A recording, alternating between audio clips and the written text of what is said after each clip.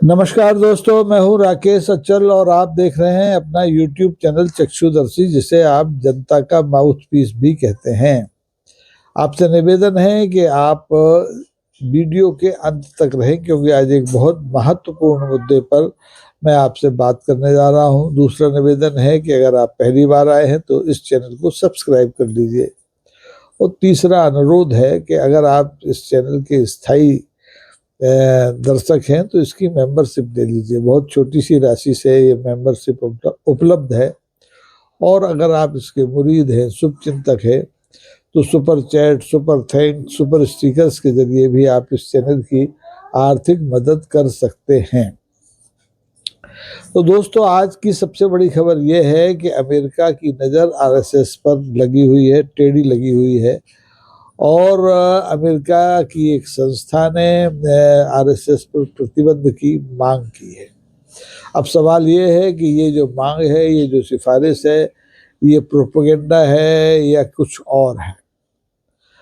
ये सच है दोस्तों कि दुनिया का सबसे बड़ा संगठन है आरएसएस। 4 मिलियन इसके सदस्य हैं, 73,000 से ज़्यादा इसकी शाखाएं हैं। तो ऐसे संगठन पर प्रतिबंध की सिफारिश का मतलब क्या है? क्या ये दुनिया के सबसे बड़े संगठन से टकराने की कोशिश है, या ये सिर्फ एक नैरेटिव तय करने की साजिश है? तो आइए दोस्तों, सबसे पहले जान लें कि रट्टा क्या है, मामला क्या है। सोशल मीडिया पर इन दिनों एक रिपोर्ट वायरल हो रही है जो कहती है कि अमेरिका ने आरएसएस पर पाबंदी की सिफारिश की है। अब अमेरिका तो कर नहीं रहा है, ये सिफारिश अमेरिका की एक संस्था है, इसका नाम है USCIRF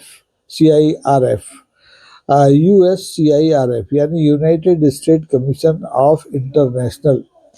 ये संस्था आरएसएस पर प्रतिबंध की सिफारिश करती है 2026 की अपनी ताज़ा रिपोर्ट में। और ये रिपोर्ट में ये सिफारिश करते हुए भारत में धार्मिक स्वतंत्रता की स्थिति पर भी चिंता व्यक्त करती है। अब बेगानी शादी में अब्दुल्ला दीवाना अमेरिका में बैठे लोगों को भारत की धार्मिक स्वतंत्रता की स्थिति से क्या लेना देना, ये भगवान जाने। लेकिन USCIRF ने चिंता जताई कि भारत में धार्मिक स्वतंत्रता की स्थिति अच्छी नहीं है। वो उसमें तरह तरह की बातें की है कि वहाँ दूसरे धर्म के लोगों के कभी संपत्ति कुर्क कर ली जाती है, कभी बुलडोजर चल जाता है, कभी NSA का इस्तेमाल होता है, वगैरह वगैरह। अब आपको ये जानना जरूरी होगा कि ये जो USCIRF है, इसका मतलब क्या है, महत्व क्या है। ये एक दरअसल अमेरिका सरकार का एक ऐसा सलाहकार आयोग है जो कि धार्मिक स्वतंत्रता की निगरानी करता है। देश के भीतर भी करता है, देश के बाहर भी करता है।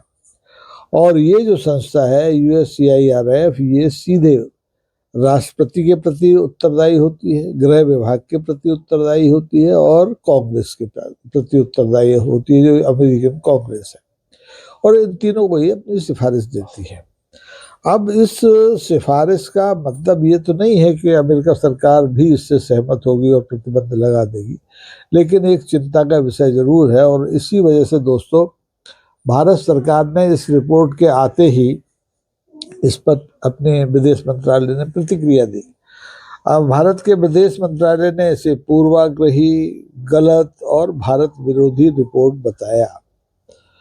अब ये भारत सरकार का काम था, भारत सरकार ने कर दिया। USCIRF का काम था, USCIRF ने कर दिया। अब असल काम तो ये है कि अमेरिका की सरकार क्या आरएसएस पर प्रतिबंध अपने देश में लगाएगी, क्योंकि जो आरएसएस है ये सीधे तो अमेरिका में काम नहीं करती, लेकिन ये एक दूसरी संस्था है, इसकी सिस्टर कंसर्न है HSS, उसके जरिए अमेरिका में काम करती है। और करीबन अमेरिका के 50 राज्यों में से 30 राज्यों में इस HSS की करीबन 267 शाखाएं, 100 मेरे ख्याल से 63 शहरों में, 183 शहरों में है। यानी वजूद वहाँ भी है आरएसएस का दूसरे रूप में। चेहरा दूसरा है, नकाब दूसरा है। तो सवाल ये है कि ऐसी स्थिति बनी क्यों? क्या ये आरएसएस से समर्थित भारत की सरकार के जो प्रधानमंत्री हैं नरेंद्र मोदी, उन पर दबाव बनाने के लिए की गई है ये सिफारिश, या इसके पीछे कोई दूसरा कारण हो सकता है?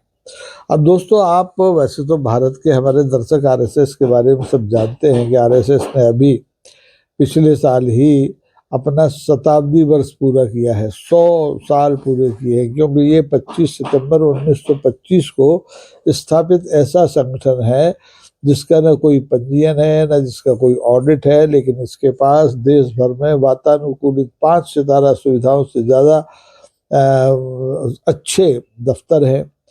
और इस को जो पैसा कहाँ से आता है, क्या आता है, किसी को नहीं पता। हालांकि ये कहते हैं हमारे पास तो जो पैसा आता है वो गुरु दक्षिणा से आता है। दूसरा, आपको बता दें कि ये आरएसएस 1925 में गठित होने के बाद से अभी तक कई बार प्रतिबंधित हो चुका है और कई बार प्रतिबंध हटाए जा चुके हैं। 1948 में जब राष्ट्रपिता महात्मा गांधी की हत्या हुई थी, तब भी तत्कालीन प्रधानमंत्री पंडित जवाहरलाल नेहरू और तत्कालीन गृह मंत्री सरदार वल्लभ भाई पटेल ने आरएसएस पर प्रतिबंध लगाया था, और ये प्रतिबंध बाद में वर्षों बाद हटा भी लिया गया।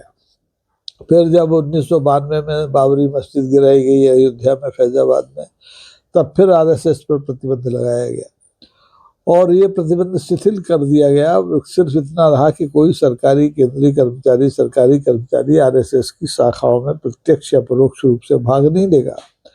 लेकिन जैसे ही 2014 में भारतीय जनता पार्टी की सरकार भारत में बनी, केंद्र में बनी, तो ये पाबंदी भी हटा ली गई। अब आरएसएस के की जो शाखाएं हैं, जो कार्यक्रम हैं, वो सरकारी संस्थानों में भी होते हैं और सरकारी कर्मचारी भी इस आरएसएस के कार्यक्रमों में भाग लेने के लिए आज़ाद कर दिए गए हैं, कोई प्रतिबंध नहीं है। लेकिन अमेरिका की जो संस्था है USCIRF, ये कहती है कि ये संस्था ही है जो वहाँ पर धार्मिक स्वतंत्रता को बाधित कर रही है, दूसरे धर्म के लोगों को। अब इसकी विस्तृत रिपोर्ट अगर आप देखना चाहें तो आप इसकी वेबसाइट पर जा सकते हैं, USCIRF की पे। लेकिन मोटे तौर पर ये है कि क्या इस सिफारिश का, जो कि सिफारिश की गई है आरएसएस पर प्रतिबंध का, आरएसएस पर सचमुच कोई असर पड़ेगा? देश के भीतर पड़ेगा या अमेरिका में पड़ेगा? तो भारत में तो प्रतिबंध होने से रहा, भारत में तो आरएसएस की खुद की अपनी सरकार है। लेकिन अमेरिका में जो आरएसएस का दूसरा रूप है HSS, उस पर अमेरिका की सरकार, ट्रंप की सरकार अगर प्रतिबंध लगा दे तो कोई हैरानी नहीं होनी चाहिए, क्योंकि इस समय अमेरिका की सरकार इस भारत से बहुत ज़्यादा प्रसन्न नहीं है। अब भारत पर टैरिफ लगा हुआ है, भारतवंशियों के जो वीज़ा हैं उन पर तरह तरह के नए नियम लागू कर दिए गए हैं। तो ऐसे में अमेरिका सरकार भारत में सक्रिय HSS और उसकी 267 शाखाओं पर और उनसे जुड़े लोगों पर प्रतिबंध लगा सकती है, ये आशंका जरूर बनी हुई है। लेकिन भारत सरकार के विदेश मंत्रालय ने विरोध किया है, सिफारिश की है कि ये जो रिपोर्ट आई है USCIRF की, United states commission of international की, ये पूर्वाग्रही है, गलत है और भारत विरोधी है।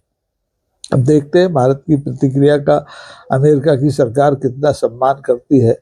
लेकिन आपको ये जानना होगा कि आरएसएस सिर्फ आरएसएस नहीं है, आरएसएस के 10 हाथ हैं, 10 मुंह हैं, अलग अलग रूप में वो अलग अलग जगह काम करती है। आरएसएस मात्र संस्था है, राजनीति में इसका जो चेहरा है वो, उसको हम भाजपा के रूप में जानते हैं।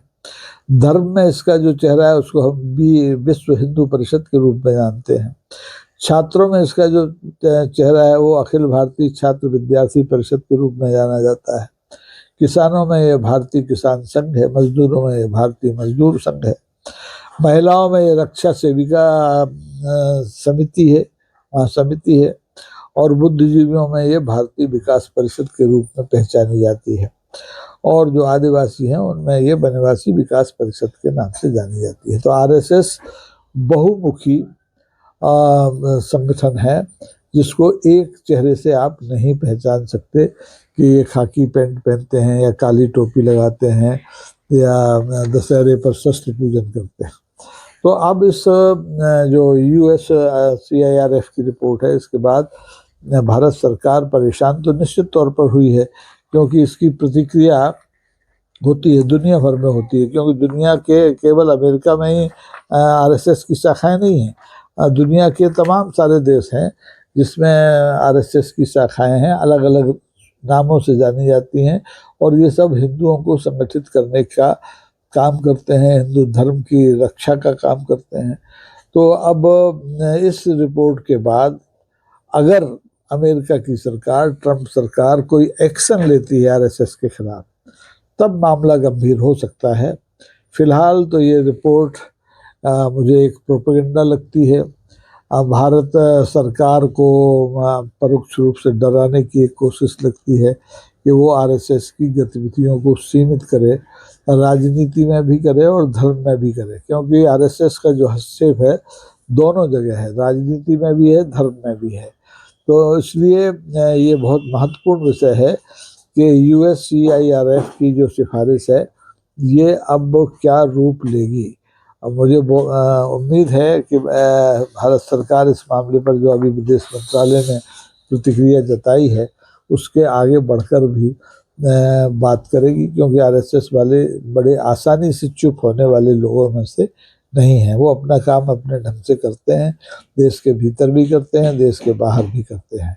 तो दोस्तों, आप इस मामले में क्या सोचते हैं? क्या आरएसएस पर दोबारा से प्रतिबंध लगना चाहिए, या फिर इस प्रतिबंध की जो सिफारिश की गई है इसकी मुखालफत हर स्तर पर की जानी चाहिए? आइए और कमेंट बॉक्स में अपनी राय से हमें अवगत कराइए, और देखते रहिए चक्षुदर्शी। इसके मेंबर बनते रहिए, इसको सब्सक्राइब करते रहिए। आज के लिए बस इतना ही। धन्यवाद। जय हिंद।